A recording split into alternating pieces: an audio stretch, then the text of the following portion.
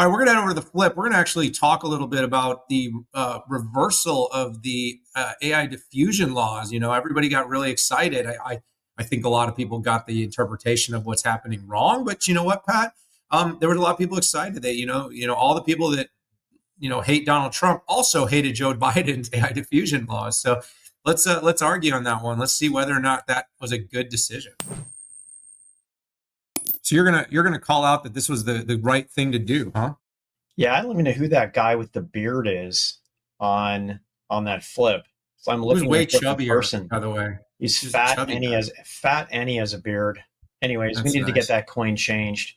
Yeah, so back in January 13th, when this thing came out, I basically said, okay, the U.S. government is going to be the traffic cop by country on how many of these things get sold. Ironically, the website didn't work. And where I'm going here is that anytime you get the government engaged, things are going to come to a screeching halt.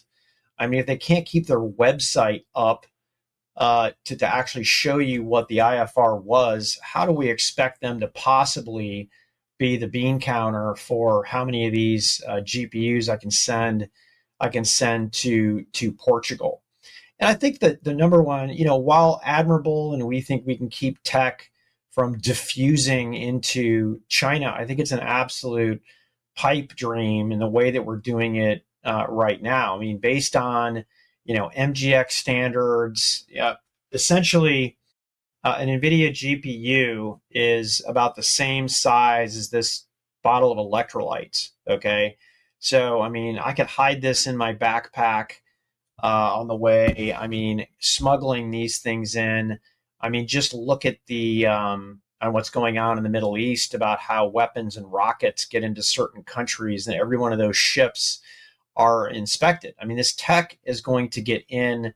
There is actually no way to change this. So by getting rid of this, I think we're just leaning into the realization that we can't keep China from getting this technology. And by the way, and we've discussed this before, even if they do get access to the technology, what that's really doing when you're buying AMD, NVIDIA, and Intel parts, it's locking Chinese into those ecosystems and gives not only the R&D funding to those American companies, but more importantly, it takes the funding away from the Chinese companies like Huawei and the new ones that are creating GPUs. And the challenge there is you get enough momentum behind the Huawei's, and you're going to have this rise of foreign competitors where they have the chance, even though they're not ahead now, right? I would say they're still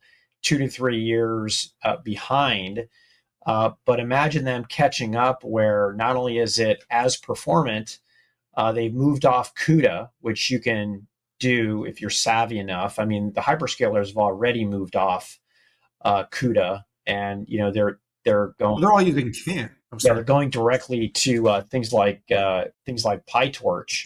It does take some time, but the U.S. ones have already done this. And do we want something else to crater the markets for AMD and Intel and NVIDIA? I don't think that we want. I mean, AMD was just on Capitol Hill talking about the importance of calibrating, right, this to balance security and commercial interests. So, Dan, once again, I have put towards a compelling case, and I want to hear what your retort is. So I'm going to basically take a bit of a different approach to why we need to leave this in place. We already are dealing with enough uncertainty right now. These rules were already baked into the market. The expectation is that we will continue to manage the diffusion of AI technology around the world. And let's be very clear, the Trump administration isn't just repealing and pulling these back and doing nothing. They're going to do it. They're doing an investigation and they're planning to roll out new rules. So for everyone out there that saw this rollback and said, "Oh, great, NVIDIA can sell H20s into China," no, that is not what happened. The import bans or the export bans, I'm sorry, for a number of things to certain places like Iran and Russia and China have not and will not change because of the pullback of these diffusion rules. The bottom line of this is that there was an important multi-tier country classification. And while there may have been some debate on which countries needed to be in, we needed to make sure that, one, with limited capacity resources, that we were getting the right technology into the right hands of the nations that we believe are capable and going to do the right things with the diffusion of this technology. We needed to also make sure that we're very carefully managing our adversaries. I've argued many times before that us selling NVIDIA chips, for instance, into China does not slow down China's resolve or its interest in building its own technology. It's the same thing it did with Huawei and telco infrastructure. Their goal is to make Chinese technology the norm to the world. We want to slow them down at all costs, and we want to make it as difficult as possible for them to get access to the right technologies that would enable them to gain any sort of leadership in the world in this particular category. The world is depending on the West winning. And right now, it's a twofold strategy. Yes, we need to continue innovating at scale, but we need to make sure that instead of more chips being built and specialized for China, that we're building enough chips that OpenAI, Google, and Microsoft, and all the companies that are saying they don't have enough capacity and access are getting access to the chips they need. We also need to understand that we want to be cautious in sharing information. We just saw the Stanford articles that came out about things that were happening on campus with research being taken using force, fear, and other methodologies by students on our most advanced campuses. And the reason is because the US is leading the world in AI research. And despite the volume of AI research that might be coming out of other places, the US is the leader. We need to be careful at how openly we share this. Many CEOs and companies are talking their books. They do want to sell into the China market, but that is not necessarily the best thing for our country, for the long-term economic leadership that AI can support. So these rules need to stay in place a little bit longer. We need to work on certainty. We need to finish our trade deals. We need to make sure that we have the leverage that we need and that we do not let more product end up in markets like China, like Iran, and like Russia through intermediaries. So tighter controls. I mean, let's face it, Pat, they could easily set these things up to phone home and know exactly where they go. I believe there's a reason they don't want to do that. It's because these companies know they still want to sell lots of volume in these markets, whether it's one step, two step, or three step. More rules makes it more difficult at this point in time when it's about global economic and market leadership for the next multiple decades and winning the most important race in our lifetime. Those rules need to be in place. I think they're making a mistake, but hopefully when Trump pulls them back, he puts something else in place to make sure those nations don't get access to technology that can allow them to gain market leadership. I'm really interested to see how we could actually track this stuff. So first thing is, there's self-regulation, which means, doing a KYC, know your customer. There's this idea of phoning home. There's this idea of putting a GPS chip on every. I mean, just like we see in security, there's a way to circumvent everything.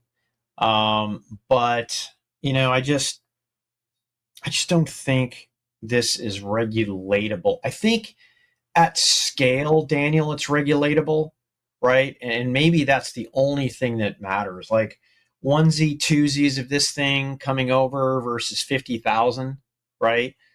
Might make an but then again, like how do 50,000 rocket launchers get into Gaza when every ship, every truck, every single thing gets inspected, right?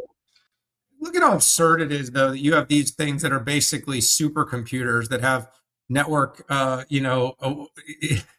adapters on them, and they can actually tell you where they are, but we don't know where they are. Come on, we can find every laptop and phone on the planet and can trace it up to a second. We don't know where these GPUs are. Come on, give me a freaking break. It's crazy. Like I said, we could regulate and manage this stuff. It's hard, and like I said, the reason it's hard is because these countries know what's at stake. It's not like, oh, we're using these for a bunch of gaming stuff. They're trying to build the, they're the andurils. They're trying to build the robot drone killers of the future. And they're using this technology to do it. And of course, they don't want us to know where all these things are and how they're being used. We have no idea to this date how many GPUs were used to build DeepSeek, but we know it was a heck of a lot more than we were told.